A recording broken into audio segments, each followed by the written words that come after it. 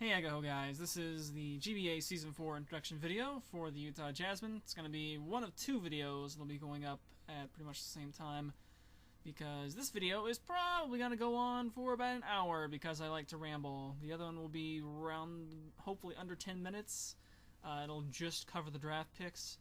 So if you have a short attention span, you can go and watch that one instead. Otherwise, you can watch on this one. We're going to go into more details, talking about the changes to the league, which I imagine most of you, if you've been following the main GBA page, are already well aware of. We're going to be going into a little bit more detail on the draft picks and also outlining the divisions and whatnot.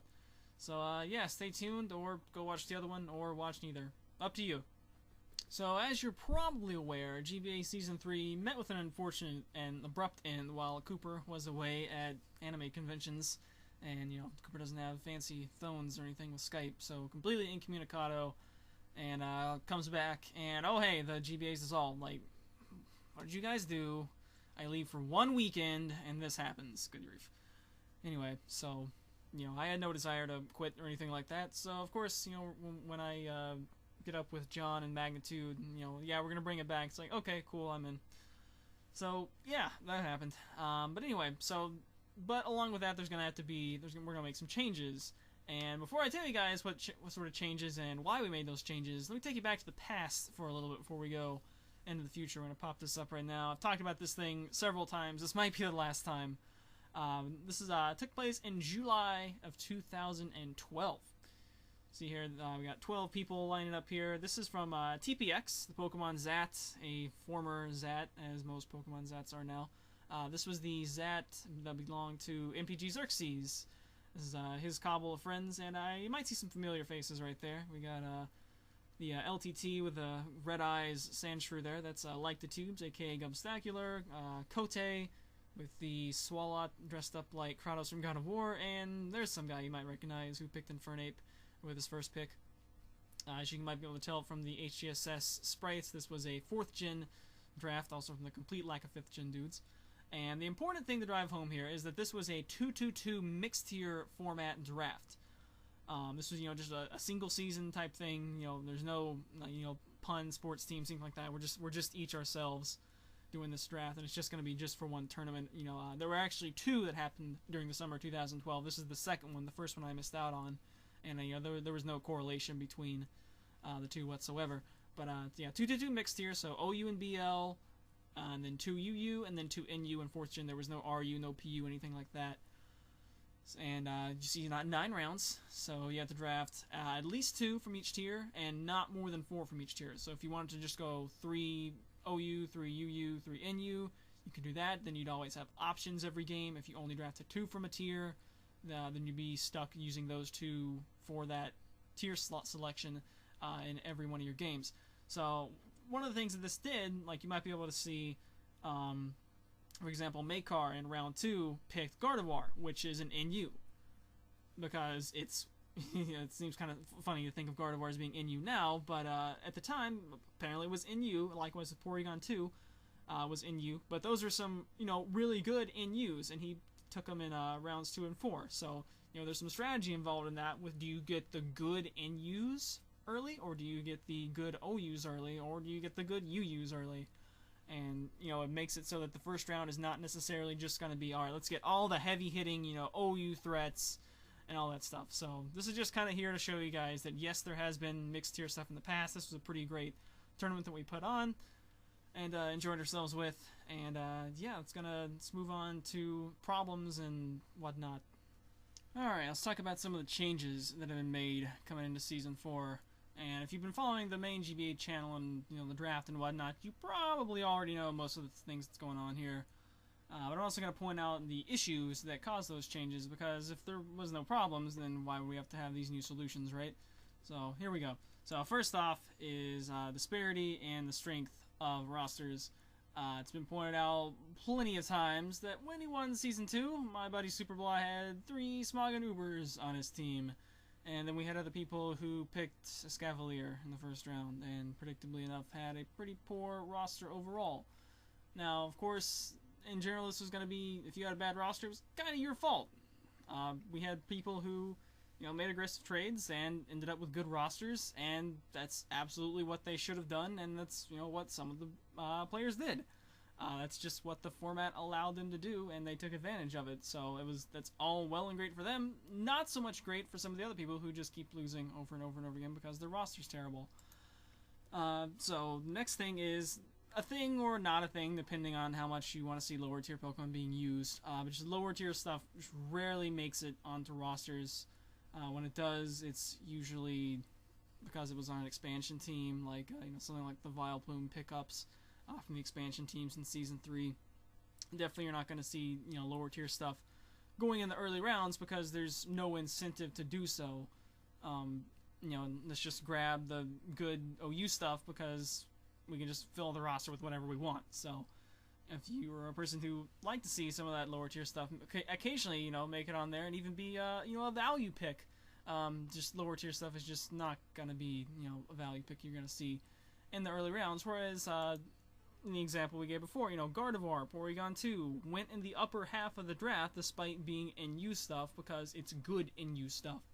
So the solution to those two problems was to make have a salary cap type system where every, break it down to the tiers and then assign each tier a specific amount of points, and then not be a pure salary cap system though. We also made it to where you had to pick one of every tier and a set roster size, and I'll get into more about that and why we decided to do it that way on the next slide. It's the main part, probably the biggest change, definitely, going from the old system into this one.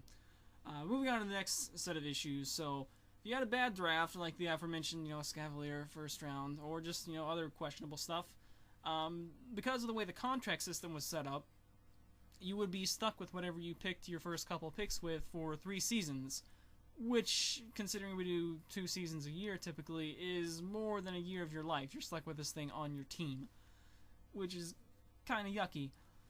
Also, along with that, this was something that I faced in Season 2, was that I realized I'm going to get this one draft where I can actually pick up 1-year things, and then after that it's going to be all 3-year stuff. So if I want to pick up anything that I think is, experimental, that I'm not for sure I want to use this thing, but I want to give it a try, you kind of get that one chance to pick it up when you have your initial draft where you're picking up 3 years, 2 years, and 1 year, because everything after that, you would always just only draft 3 years, and the free agency was sort of in and out for how that was done. So that was another issue with that. Also, coach turnover. We had, on several occasions, people quit. Sometimes mid-season, sometimes between seasons. And whenever that happened, someone else had to come in and generally had to inherit their roster because they still had things on contract of 3 and 2 years from the year before. And so you were kind of left with someone else's dirty dishes if you were coming in and didn't really get to, make your full draft the way you wanted it. And along with that, if you were just straight up an expansion team coming in, well, you were kind of at a disadvantage anyway because a fairly good chunk of good stuff was already on people's rosters, and you kind of had to pick, from the remaining stuff that's good, while those people who already have the good stuff are still picking at the same time you are from the stuff that's good, and then after they're done, you kind of have to pick up the leftovers. Wasn't as big a deal as maybe it could have been in Season 2 since we didn't have an expansion team win. In Season 3, it was blatantly obvious. The 4 expansion teams just got bleh for their stuff. But anyway, the solution to that was actually really simple. As cool as the contract link system was, just get rid of that. Just make everything a 1-year deal. That makes it so that if you make a poor draft choice, it doesn't come back to haunt you for several seasons to come. It allows you to make those experimental pickups that you think might be good in the format, and you want to give it a shot, see how well you can do with it, without having to lock you in for multiple seasons if it doesn't pan out. And likewise, if someone wants to retire, after the season especially, it's no problem. Mid-season, you still got to take over someone else's roster, so that's still a bit of a concern, but there's not a whole lot we can do about that. We'll also get into that with the next part. And obviously any expansion teams that come in, well, everything's a 1-year deal, so an expansion team, other than, not being as experienced in the format, but there's not really any way to account for that. There won't be any inherent disadvantage from having good stuff already on contracts with other teams. The last thing, probably the most minor thing, is just long seasons. Sometimes coaches can get burnt out. We saw this quite a bit in Season 2, given that it was a 14-week season being moved up from the 10-week Season 1.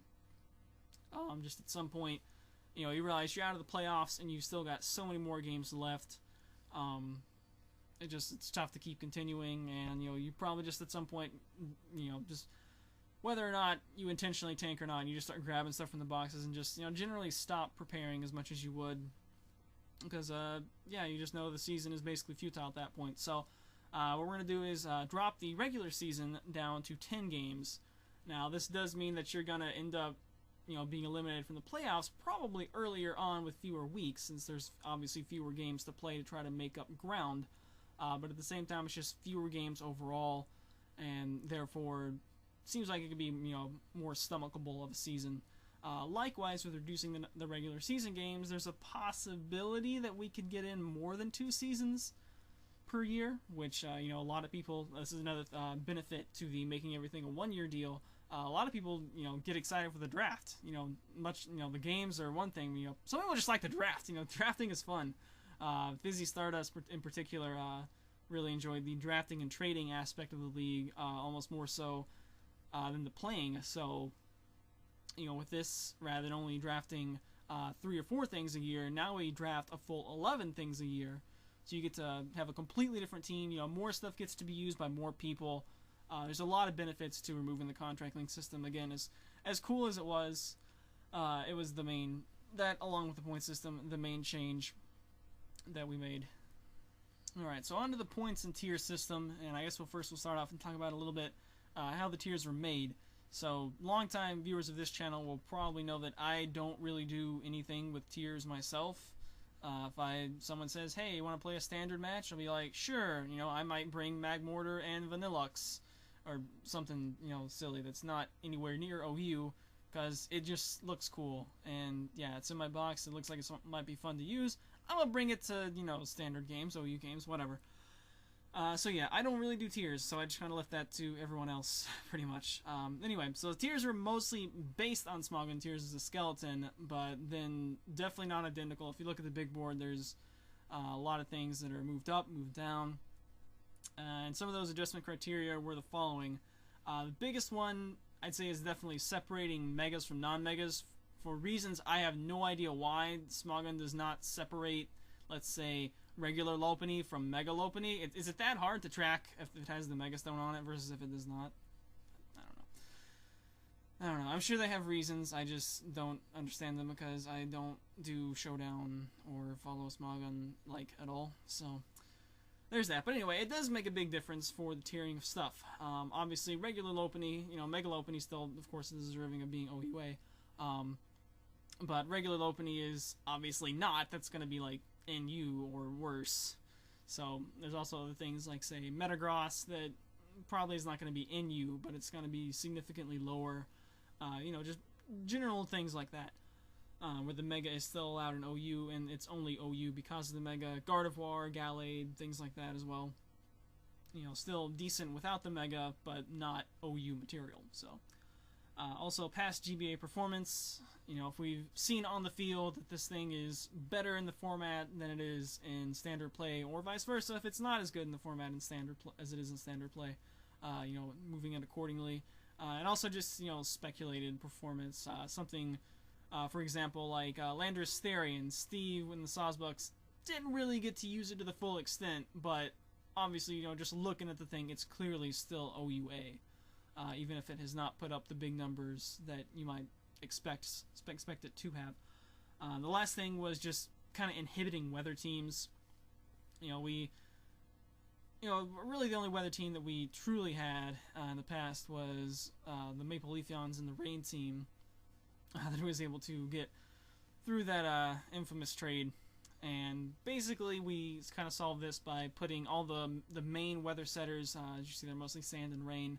I think Ninetales was still in U because Sun is nowhere near as threatening, but all the Sand and Rain setters were all put in OUA, and then some of the better Swift Swimmers and Sand Rush users were also put a little bit higher up, just to, still keep it to where you can make this archetype of team, but it's not something that's like, oh, I'm gonna go for this and it's gonna be the clear best option.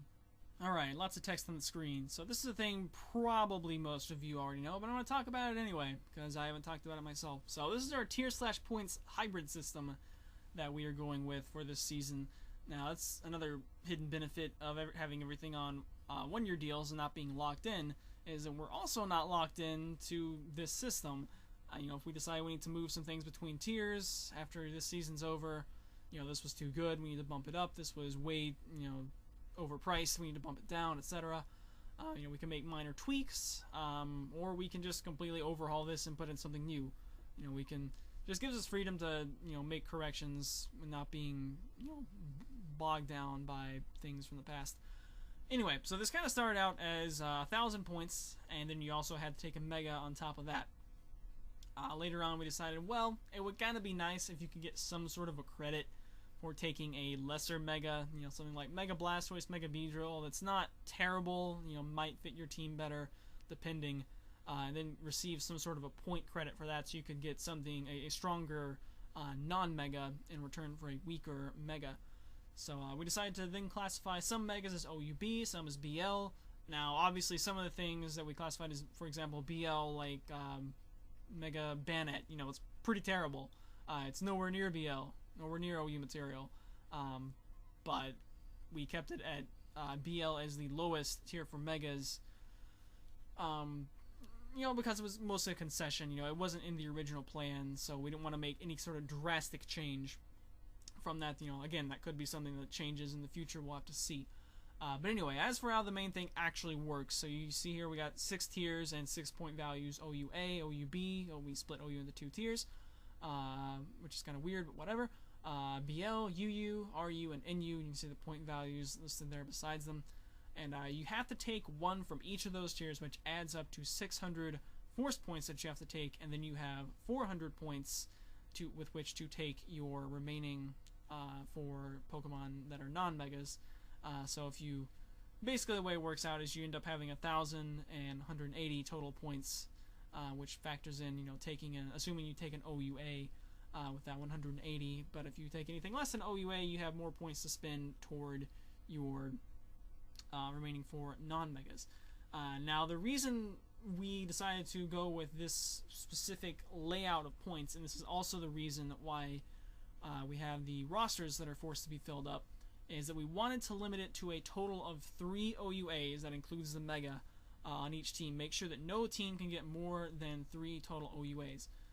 Now, if you don't take an OUA Mega, if you take an OUB Mega, you can end up with 3 non-Mega OUAs, but then you don't have an OUA Mega. So, the reason that kind of works out is you have 400 free points if you take a OUA Mega, which, you probably might. You got 220 left. If you try to take another OUA Mega, though, you're going to end up with only 40 left and 2 slots to fill, which you can't do, because we didn't have, that's actually the main reason we did not add, say, a PU tier that was worth 20 points.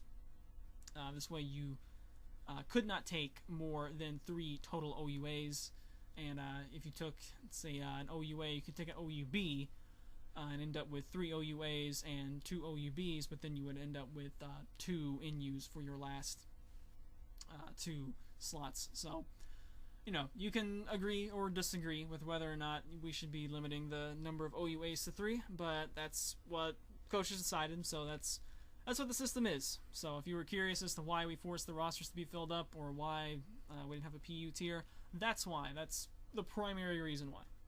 So now that you know how the draft actually works, let's crack open the vault and see some of Kooper's personal draft strategies before the draft even started. And most of this pertains to megas, so actually I think all of it pertains to megas. So I'm going to go ahead and pop up the excerpt from the big board now, so you guys can see which megas fell where.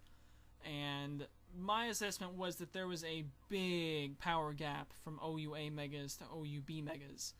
Like I mentioned before, Mega Banette is like, I don't know, RU, NU, whatever it actually is. I don't do tiers, so I don't know these things, but it's definitely not BL, and that's where it is on here. And that kind of also extends to some of the other megas, like I think Mega Blastoise, I don't think is OU. I think it's maybe like UU. I don't know. Anyway, point being is that the gap between OUA and OUB on the in terms of megas was way bigger than the gap between the non-mega OUAs versus OUBs. I mean, OUB, we still got stuff like Victini, Togekiss, Magnezone, things that are still, you know, still really good. You know, maybe not quite top tier, but, you know, not anywhere near as big a drop-off, I felt like, as it would be if you took a worse mega. So because of that, I just did not see any point in taking a mega outside OUA. You know, maybe if you were going for some other kind of team structure, maybe you would. But at least at the current time with the point values and the, you know, point credit for taking those worst megas, I did not feel like it was worth doing. Still relating to megas, but on another note. Megas are exact one-ofs. They are the only one of the 4 slots that are like that. People can take multiple OUAs, multiple OUBs, definitely like multiple UUs. So that means that megas are the only things that once 11 of them have been taken, you were guaranteed not to get sniped on your mega. So what I decided to do was to just look through the list of megas, of course, you know, pretty much all OUAs, and I just picked out 12. Alright, I'm going to be okay. You know, I know me personally, I'm going to build, you know, mostly a defensive team, disregarding my mega, and then, you know, I just want some kind of offense from my mega. And quite a few megas are offensive. So I just picked out 12 megas that, alright, this is going to be a sufficient enough offensive mega that I'm going to be okay with using. And because I picked out 12 of them, at most 11 of them can go before I pick. I'm guaranteed to get one of them there at the end of the draft. Now, along with this, I didn't upload my metronome thing, which is how I decided the draft order. I was going to be picking 11th out of 12th. Out of 12. So, because of that, I didn't really mind that, because generally the things I'm going to be picking are not like the things you expect to see go in the first couple picks, you know, like your Mega Venusaurs, your Landorus, you know, things like that, the top tier threats, because generally I hate 5th gen legends and whatnot, so. It's just not, you know, my first round pick season 2 was Zapdos, you know, which is probably not a first round pick, but, you know, I was new to the league and I didn't know how highly people would value Zapdos because it didn't get picked at all season 1 due to Pokebank. So things I pick are not going to be early first round picks anyway, so I definitely did not mind going towards the end of the draft. At that point I was, you know, knowing that I'm probably not going to care, that, you know, I wouldn't have picked anything that would have gone in the first you know, round anyway. I'm fine picking towards the end. So by using the strategy of just, alright, here's 12 megas, I'm going to take whichever one is left at the end. Because there's 11 rounds, that means I'm going to end up with the second to last pick. So if I can basically say, alright, this pick is essentially reserved for me, then, you know, I get one of the last picks of the 11th round, but I get one of the first picks of the 10th round. So if I basically get to essentially omit from carrying my 11th round pick, then I basically get to finish up at the start of the 10th round, and, you know, expecting that I'm not really going to care about anything that's picked before me in round 1. It basically compacts my draft, or at least compacts the time window in which I have to care, which I felt was definitely a boon, knowing that I was going to have to be picking 11th. So anyway, let's go ahead and get into the meat of the video, and that's saying something considering the video is already 20 minutes long, which is actually going through and looking at what we drafted and going into a little bit more detail on why I drafted it, why I like it, etc., etc. Alright, so here's the draft board. So, as far as things that I want to try to get and where I thought I'd probably be able to get them, I already talked about how the Mega I was just going to save till the last. I already planned out my couple of my wheels, and I didn't have a true wheel, but I had 2 picks from Miguel between each of my picks, otherwise it was a wheel. So the main thing to take away from that is that whenever I was making a pair of picks, I had to take the one that I thought Miguel was more likely to take with the first pick before he got his 2, and then whichever one I felt was more safe I could save until after that pick. So I knew I wanted to get a couple of guys. I definitely wanted to get Zapdos back. I was heavily, obviously had to get Aggron back. Wanted to get Zapdos back. Also, I wanted to get Blissey and upgrade, in my opinion. I prefer Blissey to Chansey, so I wanted to get that. And if you recall, in Season 2, I took Chansey in the 3rd round because I was not sure where people were going to value Fat Pink Blobs at. As it turns out, now being more accustomed with these guys, although we do have, half new people, people are not as, keen on Chansey Blissey, so I felt like I'd be able to get that a little bit later than I might have picked it otherwise.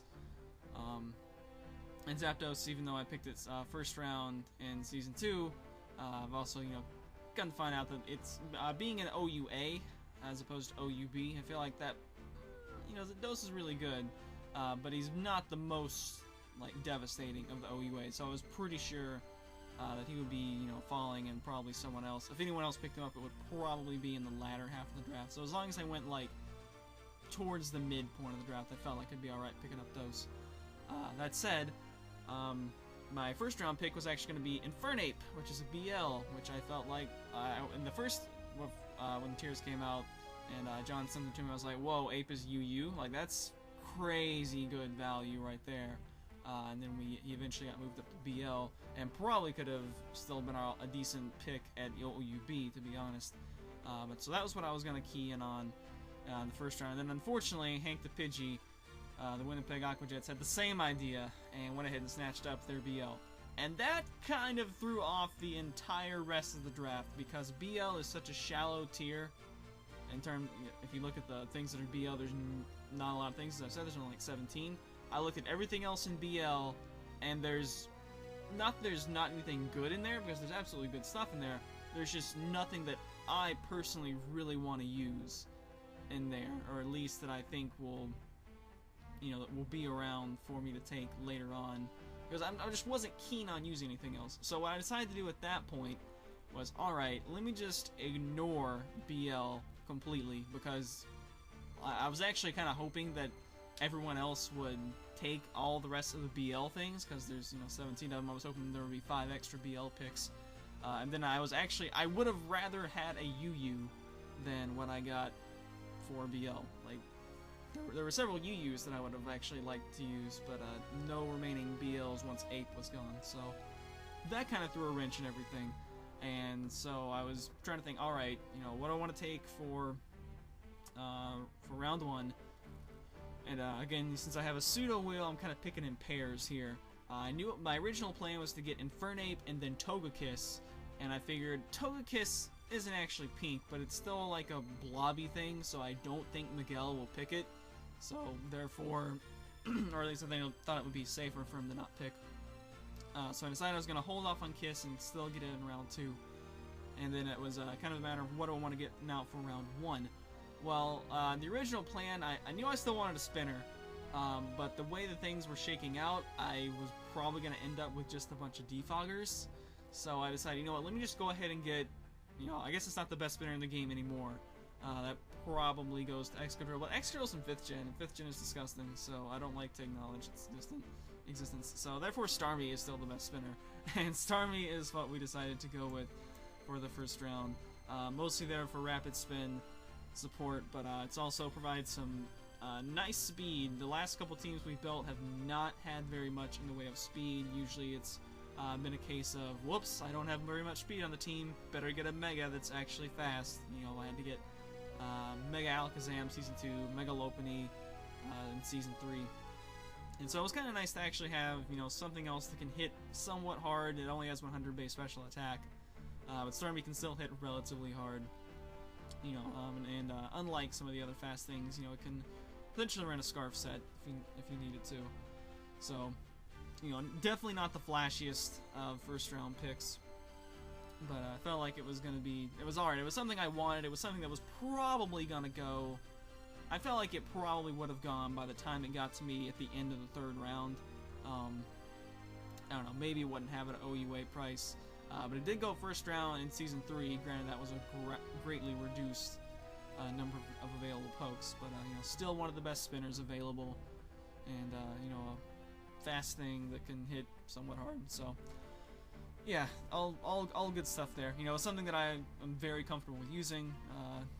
There's a couple of sets on it that I'll probably use that probably you don't see anymore. So I guess we'll see those as the season goes on. But to complete the wheel, we also picked up my good friend Beat, Mega Man's little bird friend, one of his custom up Bs in Smash. If you've never played Mega Man games, he's a little bird that gets you out of a bind. You fall into a pit. Whoops! All right, here's this bird. It's gonna carry you out of the pit, and that's pretty much what Togekiss has done for me in the past. I've been staring down the barrel of being 6-0'd, and Togekiss comes back and makes it a 6 or 5-0 in my favor. So it's a very, very nice guy for me. It's actually the first time I'll be using him in 6th gen, I believe, with fairy typing, which, you know, has its ups and downs. It gains a couple extra weaknesses, but it turns that fighting neutrality into a quad resist, which is very, very tasty. And I'm definitely looking forward to that. I am definitely not above using T-Wave, Air Slash, Flinch, Hacks, Kiss all over the board if that's what I want to do that week. Also, you guys know I like to spread paralysis a lot with Blissey, Chansey, etc. So now just factor in Flinch Hacks on top of that. You know, I'm gonna paralyze your whole team, and then you're gonna get Togekissed. So I imagine that's not going to be very pleasant for people to endure. But anyway, moving on into round 3. So I wanted some kind of Infernape replacement, and a replacement that I had done in the past, and it was actually, I think, the very first team I ever constructed in terms of a team of 6 that was actually supposed to work together, which didn't work out very well, but nonetheless. I was debating between Infernape and Lucario for that team. So I decided, well, I guess the same logic can kind of apply here. They're both, you know, mixed attackers. They both get boosting moves on both sides, including the 2-stage attack as well as the attack and defense boost for both sides of the spectrum. So very similar in that regard. You know, they both have fighting stab, close combat. Lucario having the steel stab, albeit on the physical side, I think he doesn't get Iron Head, it's just Iron Tail. You know, can kind of deal with fairies a little bit better. It is significantly slower, and it also ends up, you know, again, with being a UU Lucario, which is what I decided to go with, it kind of messed some other stuff up because there's some other things I want to get from UU, and that's gonna now be out of my free points. Whereas if, you know, I had Infernape BL, that would have probably been the only BL I would have taken, and then I would have only had to take one free thing from UU. But as it is, I'm going to have to end up taking a total of 3 UUs, including Lucario. You know, he's, you know, a good mite slower than Infernape. He's on the other side of the 100 barrier, so that's kind of unfortunate. But he does provide some, actually provides some pretty nice defensive synergy with Togekiss in terms of being able to make offensive switches. I think they cover each other pretty almost entirely, except for Lucario's fire weakness and Togekiss's electric weakness. Other than that, I think they cover each other pretty well. So, as an offensive tandem, that was another reason I kind of wanted to pick up Lucario. It kind of works out a little bit better than Infernape in that regard, but I still would have probably rather had Infernape. But yeah, you know, he can go physical, he can go special, he can break walls, you know, mixed, he can go fast, extreme speed. Good stuff. Lucario's solid, and a UU, I thought he was a pretty decent value. And just the fact that he, you know, paired pretty well with Togekiss in that regard. I didn't want to wait on him and chance him in round 5. And the next thing on the list, now at this point Miguel had already taken Thunderous Incarnate, so I was pretty sure he didn't want another electric flying type, so I decided I was going to go ahead and pick up Zapdos right here, which gives me 2 OUAs. Felt like Dose was pretty safe, and indeed it was. You know, it's Zapdos, it's one of my favorite things to use. We've had it since yeah, I think it's been a career Utah Jasmine player. Didn't get picked up in Season 1 at all. So hopefully I can keep it that way. Although I'm probably going to end up like trying to take it later and later in every draft, and it's eventually going to go to somebody else. But whatever. If Zapdos just stays with me every year, I'll be perfectly A-okay with that. So yeah, at this point we got 2 kind of offensive things. Well, 1 very offensive thing, 1 mostly offensive thing, and 2 things that I guess are going to be thought of more as walls, and despite both of them, I think their highest stat is special attack. which if you look at the current special attack of these 4, we got 100 with Starmie, I think 120s, I think 125 for Zapdos, 120, maybe 125 for Togekiss, and then like 115 for Lucario. So a very specially offensive-based team, and that's going to lead into our next 2 picks, which first off we're going to have, this is where I'm going to take go ahead and take my Bulky Water and my Fat Pink Blob for some Cleric support. Now I wanted to get Melodic in this spot. I'm sure a couple of people thought I wanted to pick Suicune back up. Suicune was actually on the trade block. You guys don't know that because it was a private document, but Suicune was on the trade block at around the start of Season 3, a couple games in. Now, of course, right after I put him on the trade block, he got like 4 kills in one game, or maybe like 5 over the course of 2 games. He did really well in, like, I think it was against the Timberwolves, and then he did well against Adam, I think it was. Yeah, because that was when I had the Rest Talk Roar silliness that went on. So I did pretty well at the end, but I just kept, lamenting his lack of instant recovery. It was either like protect lefties or rest, and I didn't like that. I didn't like only having those 2 as recovery options on one of my main walls. If that's like a tertiary wall, okay, I guess it is kind of a tertiary wall because Zapdos and Chansey were the main 2. But, I still want, even on the tertiary wall, I still kind of wanted a instant recovery option. So I wanted Melodic because that's got Recover. If I do still want to run Rest on it, it gets, Marvel Scales. You can run Rest Talk sets and utilize Marvel Scale, patch up the weaker defense. Competitive is a thing to make it, potentially an offensive presence as well. Pick up free nasty plots on Intimidates or Defogs, good stuff. But Melodic ended up getting taken earlier in round 5 by Shady Penguin. So, fortunately though, I had a backup in mind. It was either going to be Melodic or Vaporeon. I was kind of either or between them. I was leaning Melodic, but definitely Vaporeon is not that much of a drop-off. It does a couple of things that Melodic can't. Namely, it can Wish Pass, which so far, 3 of my first 4 picks have instant recovery, so Wish Pass isn't really that necessary. It's also a Cleric with Heal Bell. They both get Pseudo Hazing with Roar or Dragon Tail. But Melodic also has Water Absorb, which we do have a Rain team that I think it was round 5. It might have been round 6. Geo picked up Politoed. So, having a Water Absorber, something that can definitely switch into a Scald and benefit from it is always going to be something beneficial. So, Vaporeon is what we ended up taking. That makes the second UU, and we're going to end up getting a third UU in the 6th round. Miguel famously hates Chansey and Blissey, so I knew that was 100% safe. I was definitely not going to get sniped on that. And as I mentioned, I prefer Blissey to Chansey. I like the ability to run items beside Eviolite to not be knockoff fodder, and more importantly, I like the much higher special attack. If I had Blissey instead of Chansey in the last week of Season 3 against Adam, oh, you better believe we would have been Shadow Balling those Chandelures and whatnot. But unfortunately, Chansey just could not make it work, and that's why I love Chansey on the sidelines. Yeah, I'm just way more accustomed to Bliss coming from Gen 4, where Chansey is just, kind of there, doesn't have Eviolite. But, every time I see Blissey recover some HP with leftovers, it's just gonna soothe my heart.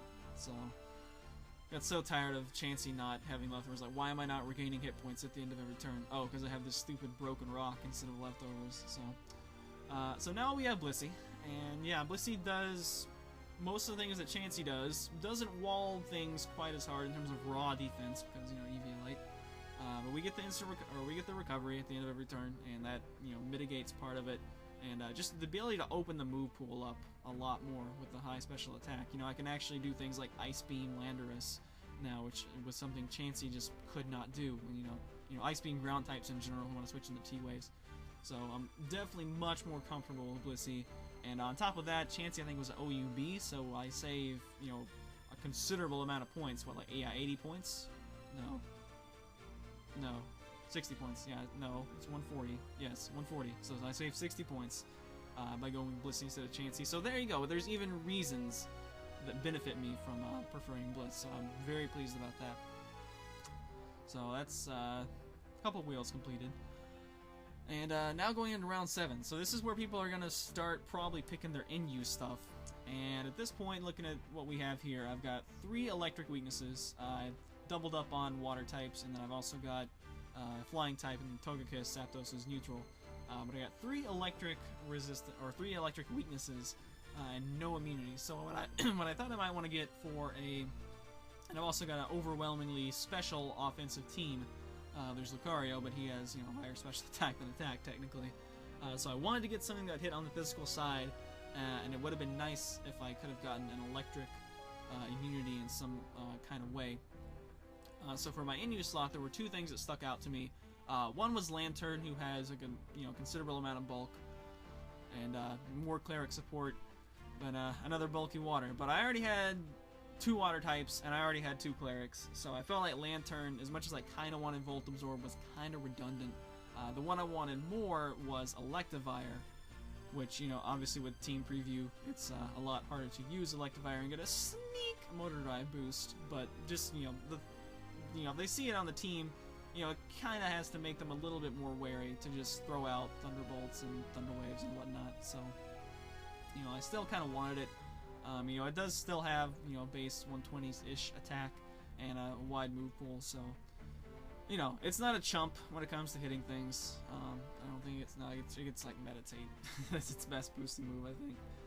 But, some kind of physical, some kind of, decent physical presence, some sort of electric deterrent out of the NU slot was really what I was looking for. But again, it got sniped up by, I think, I think it was Geo again, right? Yeah, because he got the Garavire duo. So it was Geo who sniped me twice, and I think Geo and John sniped each other several times as well. So apparently me, Geo, and John kind of all had some similar stuff going on. But anyway, so with that gone, there were a couple other NU things that I was going to be alright taking, but I figured none of them would be things that Miguel wanted. So round 7, there were a couple other things I wanted to get from RU, but I decided the first one I was going to go ahead and take in this draft was to re-up on Whimsicott.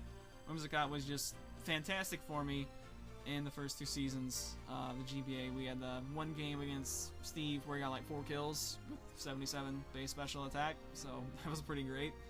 A little bit of luck went into that, but nonetheless, Whimsicott was really good. Prankster, I just really wanted Prankster, especially once I saw that Rain team forming. I was like, I really want that Prankster Stun Spore back. Even though there's a couple of other things that he's got, like the Goodra with Sap Sipper, which would absorb Stun Spore, etc. But I really wanted some form of Prankster presence on the team, and I was just really comfortable using Whimsicott since I've used it the last 2 seasons. And also I've already got a couple of them bred, so I can just go ahead and have those things ready made. Don't have to breed them every week. Just tweak the move pools or the EVs or whatever. So that'll be pretty nice. Also, I think Whimsicott ends up being our only thing on the team that gets knockoff. So physical Whimsicott is a possibility. Its physical attack isn't that much worse, and it does get Seed Bomb, but also, Prankster Tailwind, I haven't gotten to use it much effectively at all, but there's, definitely a couple of things on this team that could appreciate a Prankster Tailwind, I suppose.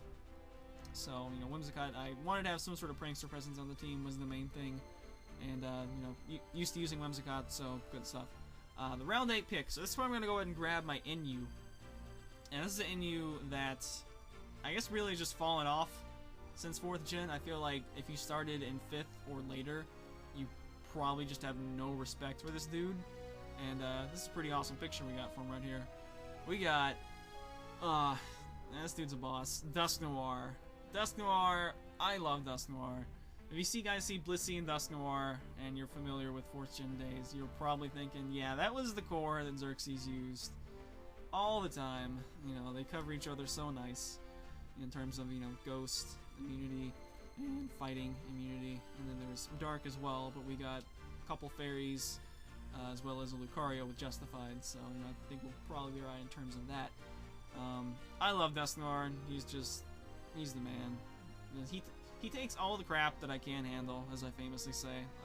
He's always good, even in the card game, he's always really good. So I just love using Dusknoir. This is probably the guy I'm most excited to use again. I have not gotten to use him in so long, and I just love this dude. More priority with Shadow Sneak, base 100 attack, and a very nice move pool. He gets Earthquake and the 3 elemental punches. And yeah, I just love Noir, man. He's awesome. You know, low HP, but you know that's why he has Pain Split as well. So, and you know, low HP kind of works well with passing wishes to him if I decide to do that as well. So, you know, I love Dusknoir. I think he's a pretty good pick out of NU.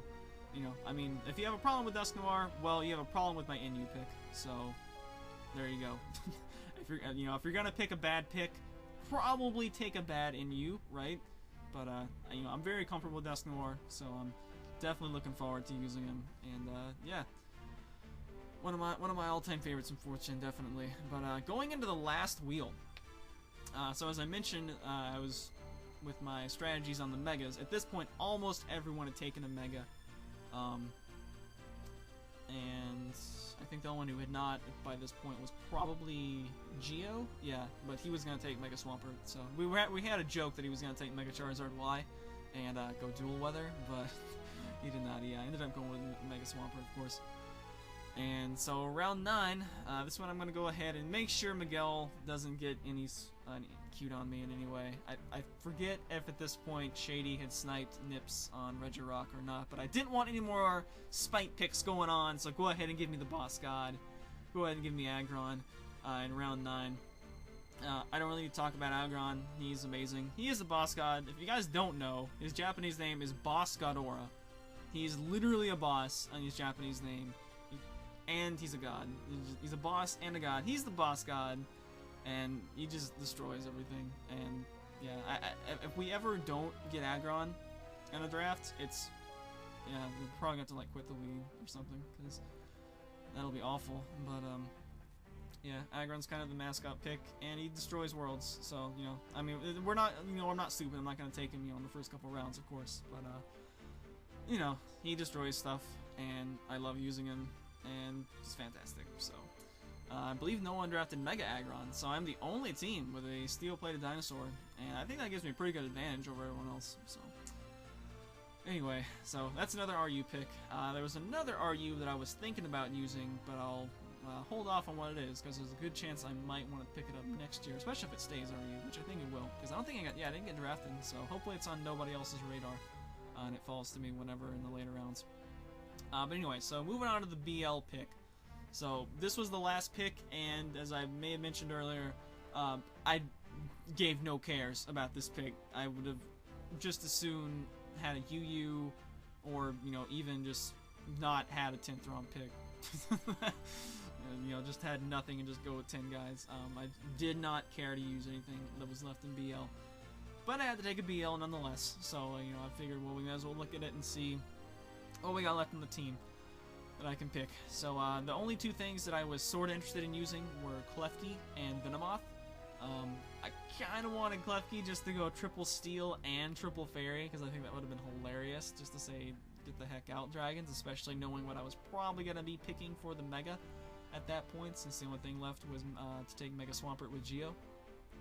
But I decided, you know, I already have a Prankster user. As sick as that would be to have Prankster Stun Spore and Prankster T-Wave, and then come in with a Flinch Kiss and just ruin someone's day. I decided it's kind of redundant on the team. It doesn't really do anything for me, you know, outside more Prankster T-Wave and I guess Spikes. And Venomoth gets Toxic Spikes, so, you know, whichever one I pick, I get one extra hazard. You know, Klefki's potentially a little bit more likely to run Spikes, and Venomoth is to run Toxic Spikes, since obviously Venomoth is going to be there to, you know, have the threat of the Broken Dance, as I like to call it, pass off to, you know, whoever else. And, you know, we got a couple of nice special attackers on this team who would appreciate getting +1 special attack, +1 special defense, and +1 speed. Actually, just about anyone on the team would appreciate that in some form or fashion. Special Aggron, most notably. I put a poll out. In fact, I'll link the poll in the description if you guys who haven't voted want to go ahead and vote of who is most deserving of a Quiver Dance pass, as we did, of course, end up going with Volcarona. Freaking moth thing that starts with V and has Quiver Dance. And so there's two things that fit that description, but we have the, actually they're both BL now that I think about it. Yeah, they're both BL, but Volcarona doesn't have Baton Pass, so therefore Venomoth is what we are gonna go with. And yeah, definitely that's a big threat. to pass off to various other things. Also has a couple of nice abilities. Shield Dust isn't terrible, albeit, you know, I wish it was on something that actually could use it better. Then it also has Tinted Lens, which means I'm not going to get resisted all over the place, as well as Wonder Skin, which is just a hilarious ability that makes like things like T-Wave be 50% accurate. I just think that's hilarious. I wish it worked on stuff like Stealth Rock. That'd be great, but I'm pretty sure it does not. It only works on. I think it does work on some of the other like not things like T-Wave. Like I'm pretty sure it works on Swagger and other things like that. That just induce statuses that like things that Magic Bounce works on, I guess, except for Stealth Rock because you don't target Stealth Rock. So I think that's how it works. Anyway, I'll definitely have to look into it if I ever end up using Wonder Skin. But as it is, you know, it has a decent move pool. You know, especially when you factor in Tinted Lens, which allows you to use that Bug and Poison stat. That was another thing. I kind of wanted a Poison type because Poison type is cool. Bug Poison's not exactly the best kind of Poison type. But at least it does patch up the ground weakness, but then again, this is Venomoth we're talking about, so not exactly going to be the defensive cornerstone of the team here. But it does get Roost, so that's probably worth noting. And Quiver Dance does raise special defense, so you guys better watch out for a physically defensive Roosting, Quiver Dancing Venomoth with Wonder Skin, so you can't paralyze me. So there you go. That's the set right there. But yeah, realistically, Quiver Pass is, you know, definitely a threat, or just, you know, use the Quiver Dance itself. The other options I had for BL, I guess, were Smeargle and maybe Diggersby. I'm pretty sure there's one other dude, but apparently I just completely wrote him off. Diggersby is gross. I hate it. It's my most hated Pokemon of everyone. I can tolerate the shiny, but as you guys know, I breed, and since that's a 6th gen dude, I can't even RNG that sort of stuff, so I'd have to use a shiny every week, and that's just not acceptable whatsoever. So Diggersby is off the table. Smeargle was somewhat tempting, you know, if you know, why Quiver Pass when you can Power Herb Geomancy Pass, but and have Spore instead of Sleep Powder. That was another thing I wanted, a source of sleep. But Smeargle then like has to pass at that point, whereas Venomoth could pass, or it's got, you know, 90 base special attack and Tinted Lens, so it can kind of still use it itself if it needs to. Not preferable, but if it needs to, you know, maybe it can go the distance. And I just spent way too long talking about a pick that I don't even care about. So, speaking of pokes that I don't really care for, so going into the Mega Round, you know, this was preordained to be the last pick, the second to last pick, you know. So, what's this gonna be? You know, what kind of crappy Mega are we gonna get? Well, at that point, there was actually a couple available. Did I already pop it up on screen? I don't think I popped up the list of remaining Megas on screen, but anyway, the ones that were in final consideration, both Charizards were still not taken. You know, Zard Y, I think, is probably more threatening overall, because that thing is stupid. It's stupid, and I have plenty of Rapid Spin support, so I don't have to, you know, I have plenty of defog. I got, what, 3 defoggers at this point, and a Rapid Spinner, so I don't necessarily have to care about Stealth Rocks too much. But however, I already had, you know, plenty of special attack on the team. I wanted something that could hit on the physical side instead, which is also why I took off the table things like Mega Sceptile, also like Mega Garchomp. Those both have 4x Ice weaknesses. Not super comfortable putting some more 4x weaknesses on the team, especially to a type where I already have Togekiss and Zapdos that I'm going to be keen on bringing quite a bit. Mega Galay was still on the board. I kind of wanted Proto Man, but I already had things in that speed vicinity with Starmie and Whimsicott, and I also already had a fighting type, and also already had a psychic type, so, you know, of course, that's not all the same thing. You know, Gallade, you know, would have been fine. You know, if the other things had been taken, I would have been A-okay using Gallade. It was definitely one of the 12 that I originally identified that I'd be okay using. However, I decided not to go with that. I also thought about Mega Tyranitar, even though he kind of gets lampooned in the GBA a little bit. I can definitely handle the sand damage. I really liked the pretty much complete Impervity to knock off with, you know, what is he got, like base 150 defense, and then like base 120 special defense. You know, can't run Assault Vest, but he does get a hefty, you know, pure raw stat bonus to his special defense, on top, of course, the sand bonus, and you know, he doesn't have an Assault Vest to be knocked off, so that's kind of nice. You know, it was, but regardless, I wanted a Dragon Dancer, and so I ended up, as most of you probably already know, going with Mega Charizard X.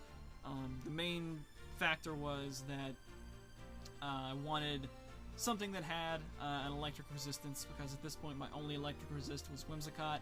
I kind of wanted a ground type, but it was like I also kind of don't want an ice weakness again. So, you know, I mean, Bolt Beam's good coverage, so it's tough to not, you know, have a team that has at least some vulnerabilities to Bolt Beam, just because it is inherently such a good coverage pair. So, Mega Charizard X resists electric without being weak to ice, which is nice. That rhymed unintentionally.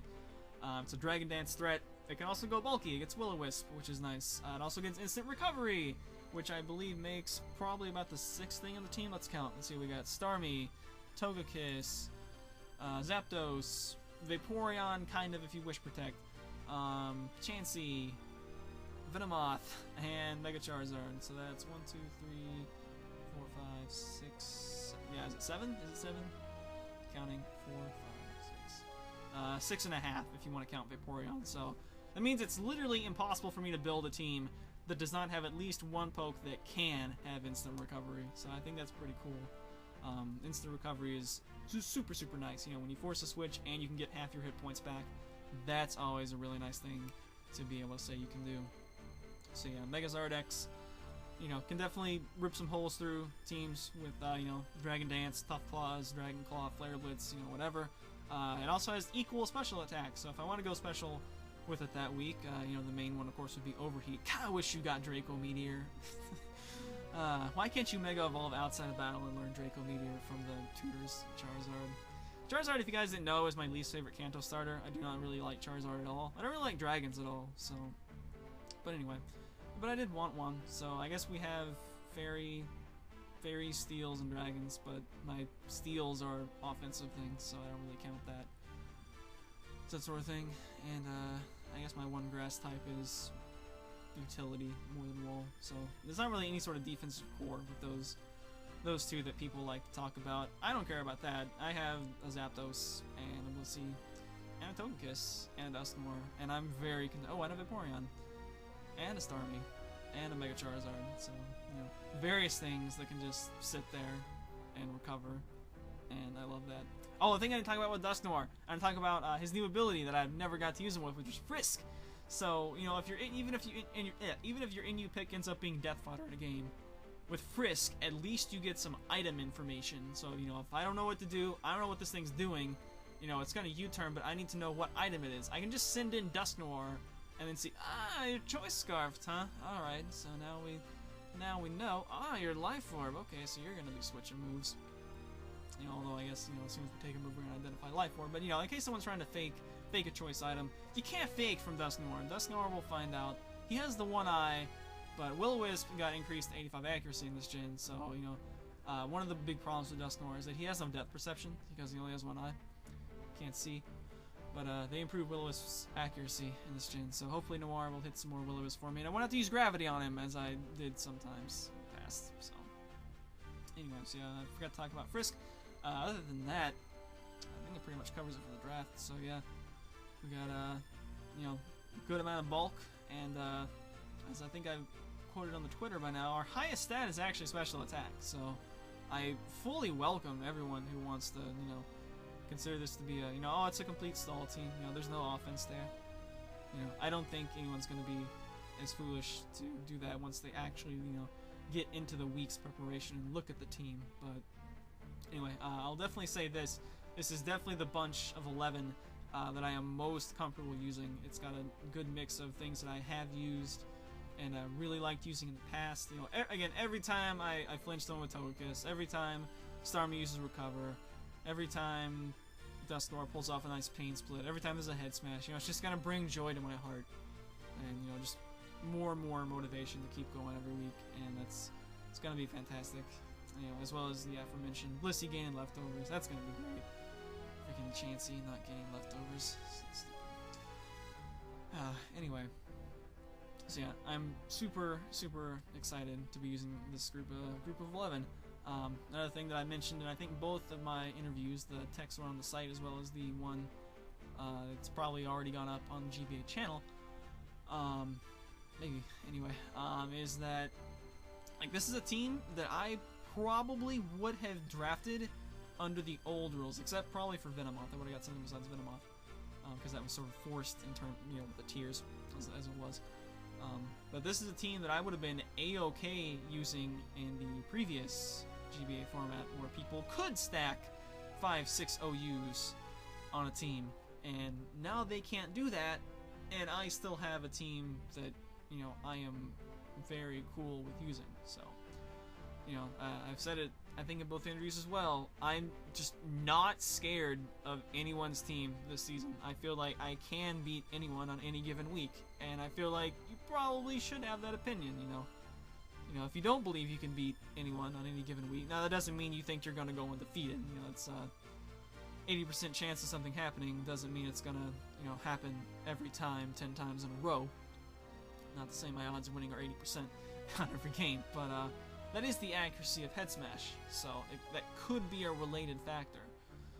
But anyway, yeah, I feel like I can beat every other team. I don't think there's a lot of loss out there for me. As long as we have Zapdos and Blissey, I typically am pretty content with saying, I can win this game some way or another. Maybe it's going to come down to I'm going to flinch Hacks It Out with Togekiss.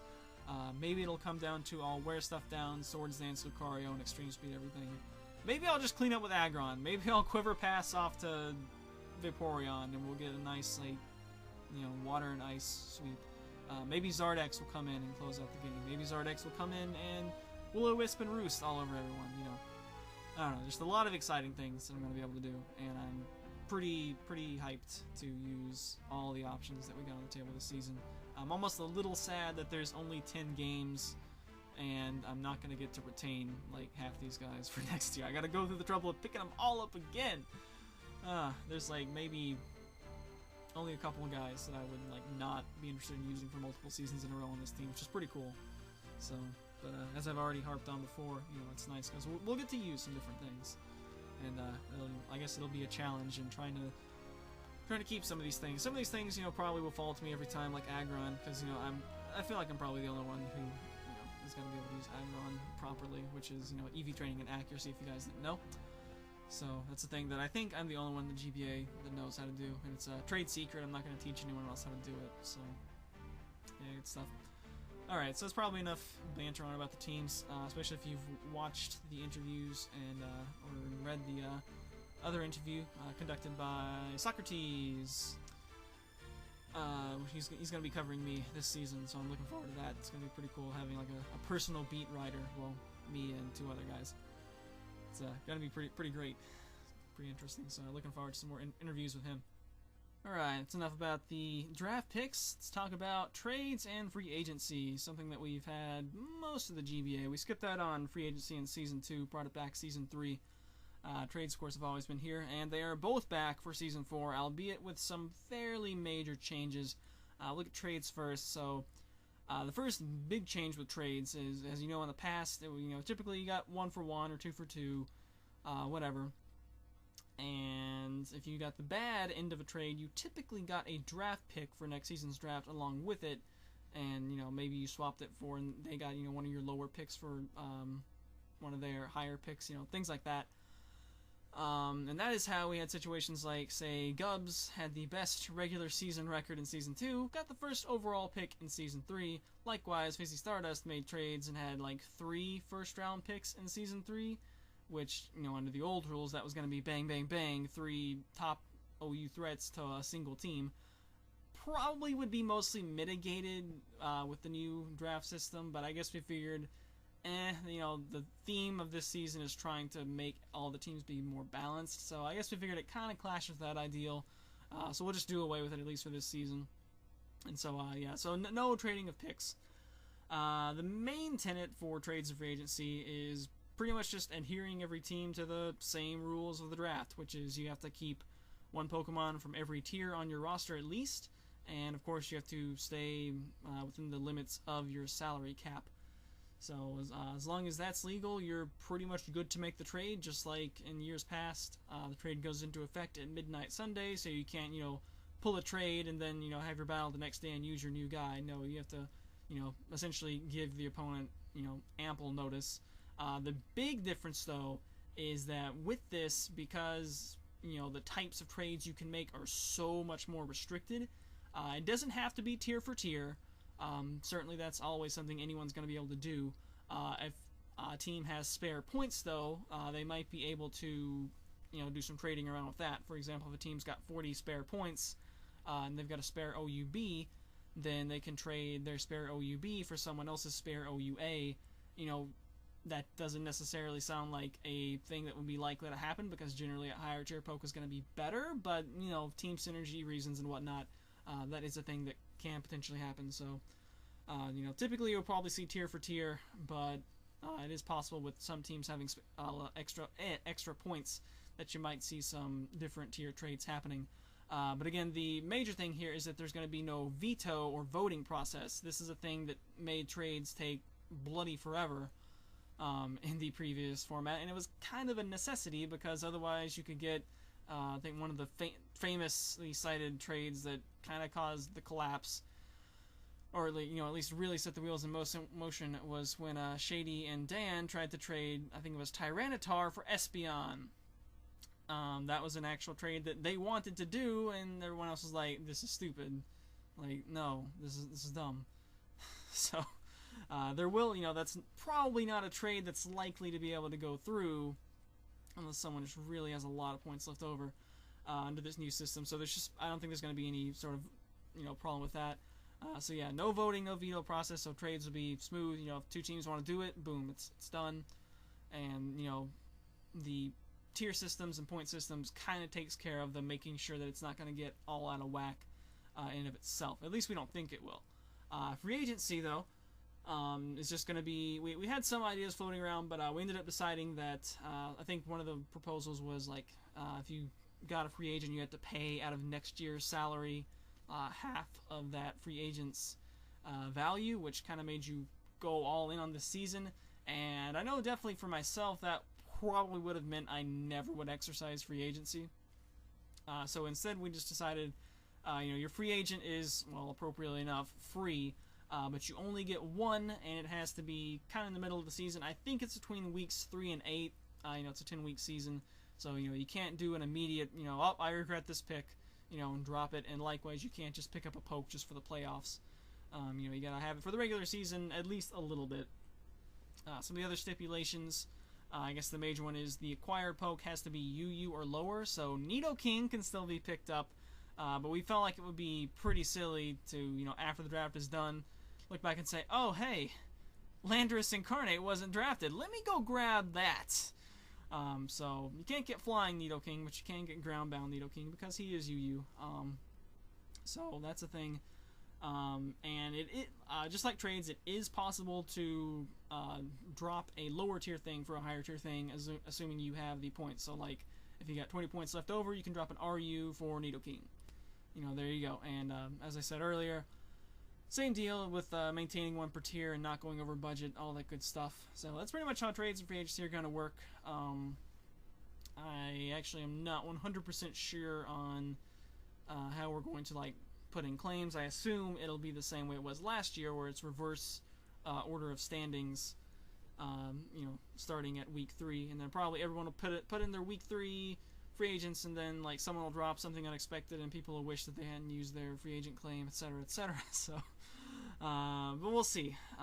Don't know how much it's going to get utilized, but it's going to be, I guess, at most 12 free agents will be picked up. So if there was a poke out there, UU or lower, mind, that you were surprised did not get drafted, it might still get used this season, but we'll have to see. So let's move on to the divisions and playoff breakdown and all that good stuff. Alright, so as for how the playoffs are going to work, as well as breaking down the conferences and divisions, pretty much is going to be the same way it was planned to be last season, except we're actually going to finish this time, which is that we had 2 conferences with 4 divisions total, and all the division winners make it, and then 1 wild card from each conference also makes it. So if you have the best record in your conference, that obviously means you won your division, and so you will be rewarded with the first round bye. If you won your division but you didn't have the best record in your conference, then you have to play the wild card, which is the next best record across both divisions. Whoever wins that will then face the player who had the first round bye, and then whoever wins that conference championship game will of course move on to the league championship. You know, pretty simple. It's going to be 6 out of the 12 teams, so 50% of the teams will make the playoffs, which matches the percentage that we had in Season 1, which was 4 out of the 8. And then it kind of went down from there. We had 6 out of 14 in Season 2, and then we were going to have 6 out of 16 in Season 3. So kind of brought that back up to, keep some playoff hopes alive a little bit longer in the season, while still also having the first round bye to chase after, so that, even if a team's locked up playoff spot, they may not have locked up their first round bye just yet. So, that'll hopefully keep those teams playing further on into the season. So as for what the conferences are, in the past we had the Kanto and the Johto conferences. I guess, to kind of represent the, complete reboot and whatnot, we're going to jump up 2 different regions now. And this is probably my favorite pair of regions in terms of ones that have come back to back. It's definitely going to be the Hoenn and Sinnoh conferences. And let's take a look at the Hoenn conference now. Of course, that's going to be the Ruby and Sapphire divisions. And I'm not going to say too much about each individual team. If you guys want to know more, definitely go to the main GBA channel. Check out the Meet the Coaches interviews. By now there's definitely one up for every coach. First off, in the Ruby division, we have the Nips with the Long Island Regirockies. Yes, that is apparently a real team, the Long Island Rockies. It's like a AA softball team. As soon as he said that was his team name, everyone was like, that's not a real team. I googled it, and it was apparently a real team. At least it was in the past, so he got to keep it. So we like to sometimes, laugh at him for it, but whatever. He got his mascot on there. Kind of in the Houston Regirockies. Whatever. Anyway, so that's that. Next up, we have Mulvone, Cincinnati Loud Reds, emphasis on the Reds. We have Hank the Pidgey with the Winnipeg Aqua Jets. This is actually the only division with all new coaches, I believe. So that's something kind of worth noting. I think Hank went like 12-0 in a similar league, the PBL. So he's probably projected to be the winner in that division, at least, before any games have been played. Moving on to the Sapphire division, we have Miguel Mega Magwai, the Real Maril, coming back from their D-League success, and pretty good success in Season 3. Coming back trying to win the Sapphire division crown. And also we have Steve, league commissioner, I guess league commissioner still. Magnitude, Milwaukee Sawsbucks, one of 2 teams returning from Season 1. We actually have, of the 6 returning teams, we have 2 that were introduced in every season, which is kind of a neat little quirk, I guess. And then the only newcomer team in the Sapphire division is Gym Leader Geo, San Francisco Giants. It seems like half the teams in the GBA have Arcanine as their channel mascot, but San Francisco Arcaniners was used by George in the D-League, so I guess no one wanted to grab that name from him, so instead Geo went with another fire dog, so Giants it is. But you didn't see me on the Hoenn division, or in the Hoenn conference, so that must mean I'm in the Sinnoh conference. And not only are the Utah Jasmine in the Sinnoh conference, we are in the Diamond division. And I could not have asked for a better division name to be in than the Diamond division. Those of you who have been with me for a while know that prior to X, the only Wi-Fi battles I ever did were on 4th Gen on Diamond specifically. I never even moved on to Platinum, Heart Gold, any of that stuff.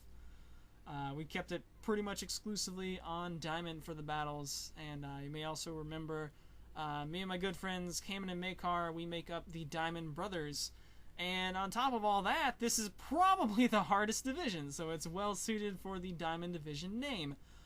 In addition to myself, we have John Pokemon, who we really had a good bonding experience after our Season 2 game, and we've gotten to be pretty good friends. So, but now we're gonna be division rivals, so we'll get to play them twice, and that's gonna be definitely some heated division action going on right there. And then the guy that probably a lot of people are gonna write off as an also-ran, the guy who drafted Mega Beedrill in the first round, and then left 60 points on the board, Crimson Seabad of the new Detroit Steelwings. We gotta play him twice as well. So, we can't write off anybody in this league. You never know. There could be someone could surprise you, especially an unknown talent. I'm pretty sure I tend to get new people mixed up until the first couple of weeks, but I'm pretty sure he has been playing too long, but that may or may not necessarily account for much of anything. we'll certainly have to see how he goes. But it's definitely a daunting task for him having to play both me and John twice. So we shall see. In the opposite division, so this will be the guys I will be competing with for the wild card slot if I don't win the division outright over John or Crimson. First off, we have Dan A-Drive bringing the St. Louis Rampardos back. And we also have, as a returning team, we have Shady Penguin and the New York Yankees. Now, this is probably a head-scratcher for some people because didn't Shady, quit at the end of Season 3? Well, he did, but, I wanted to get back into it, and now that we're, rebalancing all the teams, he's much more enthusiastic about it, which has been pretty great to see in chat. In the past, some people weren't as active in the chat as others for various reasons, and, it's been much better of a group chat before, in this preseason time right now. And on top of that, he's got his best friend Nips in the league as well. So hopefully, we'll get some, we'll see some good stuff from them. And last but certainly not least, we have Old Man Tup Tapirius, also hailing from back in the days of 4th Gen, the tutor of Fizzy Stardust, according to sources. Just as I myself was the tutor for Superblah, former Season 2 champion. So we're actually going to get to play him in Week 1, as you'll see in the schedule here momentarily. He is the Pittsburgh Piratatas, which is somewhat of a difficult thing to say. It's the Pittsburgh Pirates, but it's Ratata. So, yeah. So, yeah, that pretty much is it for the conferences and divisions. So, again, Sinnoh Conference is going to be the... that's our conference, so we're definitely going to try to win those division games, and then hopefully win all the conference games as well. Of course, the out-of-conference games, we still want to pick up wins, but we're not directly competing with those people for playoff spots. So, anyway, that being said, 10-game schedule, so let's go ahead and take a look at what those 10 games are now. Alright, so our last major talking point for this video is the schedule, which you see all 10 games on screen right now. As we just mentioned a little bit ago, Week 1, we are going to be going up against the Pittsburgh Piratatas, and that game's going to go up tomorrow because, once again, I slacked off and didn't get this video up until the day before the season started, so there you go. I've actually already played the game, so I'm not going to say anything about it. Just make sure you tune in for it tomorrow, or go back and watch it if you're watching this later. Week 2, we open division play against Crimson, so hopefully we can get a good start off in division play. And then Week 3, this is actually a pretty tough schedule if you look at the some of the out-of-conference competition we got here.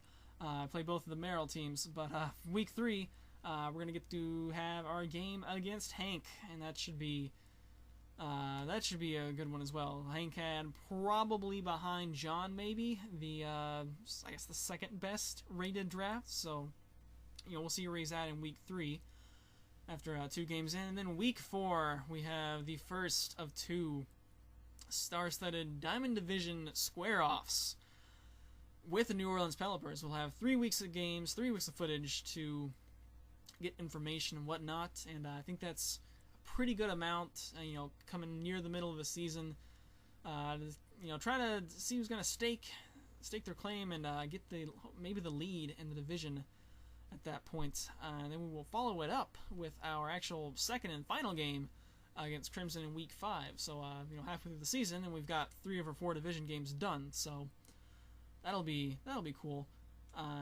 So that means we're obviously going to close out the season with a string of mostly non-conference games, 3 out of the 5, and that includes we actually play the entirety of the Ruby division, interestingly, which is the Long Island Red Rockies in Week 6 and the Cincinnati Loudreds in Week 7, and then we play another Pearl division member, the St. Louis Rampardos, in Week 8. We actually do not play Shady Penguin and the New York Yankees.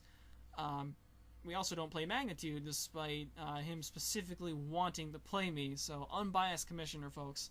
Unbiased commissioner. I'm also going to blame, or not blame, but rather claim that Steve intentionally did not schedule a Jasmine Yankees game this season because he did not want any potential risk of Shady's subscribers coming over and subscribing to me, because, as you know, that is not what we want to try to do on this channel. We are about comments and that's pretty much it. Views and likes are superfluous, and subscriptions are bleh. So I'm assuming that's why that didn't get made. It's probably not, but I'm going to claim that it is. So, and then week 9, the final division showdown against John, and that may well be the game that determines who wins the division, you know, or it may not. We'll have to see. And then week 10, we got one more out-of-conference game to kind of close things out. Won't be directly competing with Miguel for a playoff spot, but, you know, Miguel hates fat pink things, and, you know, Avablissy, so there might be some grudge match along with that, but we'll certainly have to see. Should be a good game. You know, this is probably, I think, one of the more daunting schedules in the GBA. If you want to check out all the rest of the schedules in the GBA, you can hit up the GBA site, which has been rebooted once again. It's battlegba.com. I'll link it in the description and whatnot. You know, we got articles and whatnot coming up on there as well. You know, there's actually, I think I mentioned earlier, Socrates is going to be like my personal beat writer, well, me and I think Miguel and Mulvone. So, you know, that'll be kind of cool. We'll get a more in-depth coverage with multiple people going off to, you know, write stuff, and of course there's going to be the whole media team over at the actual GBA channel. If you guys have for some reason not been checking that out, definitely go and do so. But yeah, I guess that pretty much wraps it up for the schedule. We get to play John twice. We get to play Hank, who's predicted to win the Ruby division, and we get to play Miguel, who's projected to win the Sapphire division. So yeah, should be a fun season, that's for sure. Alright, so it's pretty much going to do it for this video. Thank you guys for watching. This video's gone on pretty much about as long as I expected it was going to, and probably as long as a lot of you expected it was going to go on as well. For those of you who do not have a long attention span, that's why I also made the under 10 minutes abridged condensed draft recap, which should have gone up at the same time as this. It is not an excerpt, it's actually new talking, so if you watch this one and you want to hear 10 more minutes of Kooper talking about his team, then certainly feel free to go ahead and watch that. Or maybe you watched that one first and you came to this one because you wanted to hear more. If you want to hear even more GBA talking, though, definitely go over to the GBA channel, where we've got, you know, in previous seasons we kind of just had Chris, and that was pretty much it. And Chris was great, but he was just one man, so, you know, there's only so much he can do. So, you know, this season we've got a full team of analysts, you know, making videos for the channel. They're gonna have, you know, there's actually a video up with all the schedule you can expect. There's like I think 4 videos a week, including Around the Rhyhorn, which is an idea I came up that we should do. So pleased that that is going to be a thing that is actually going to be done. I am super excited to see that. I'm arguably more excited for Around the Rhyhorn, which is going to go up Saturdays, than I am for actually playing the games this season. So we'll see how that actually shakes out, though. But in addition to the GBA channel, which all these links will be in the description, etc., etc., there's also the GBA site, which will have articles. We have a team of, I think, 4 writers, including Socrates, who's going to be covering us, as well as Miguel and Mulvone. And yeah, there's going to be articles up, probably multiple articles up every week for you guys to read. So if you like reading about GBA stuff as well as just listening to videos, we got you covered on that end too, which is pretty great. It's a much more robust media team we got going on this season, which is pretty cool to see. So that's that. As for what you're going to see up on this channel, it's probably just going to be the battles once a week, unless I decide to do something else. But for those of you who are, for whatever reason, not acquainted with how we do things around here, we do it the same way we did it in 4th Gen, which is we do webcam, live recording, post-narration. That's how we do it. Before the game, I tend to do a little bit of a breakdown of the teams and what I brought, why I brought it, you know, and look into what they had. Then after the game, you know, some closing thoughts. Typically, I, you know, point out an MVP and look forward to next week, you know, typical GBA type stuff that I guess most people do. So that's what you can expect from me on this channel. And also in a couple of weeks, was actually going to go up before the season started, but due to some delays from people who are going to help out with it, it's going to be delayed, I think, until, week 3, sometime around May 10th. We have a fight song coming up. I don't believe anyone else in the GBA currently has a fight song, but we have a fight song that is going to be dropped sometime in the next few weeks. It's like 30 seconds to a minute it's going to be Kooper singing. So that means it is guaranteed to be hilarious. It may be hilarious because it's terrible, but it will definitely be hilarious. So I definitely recommend going and checking that out. When it comes up after, I think it'll be after week 3. So yeah, that's something to, I guess, look forward to. Other than that, I guess check out other people's GBA channels, check out the main GBA channel, check out the new GBA site, links, descriptions. That's what descriptions are for, generally, I guess. And I think that will... There's totally something else. Oh yes, another thing will be in the description is straw polls. I figured it would be cool to, you know, get some of you guys' reactions.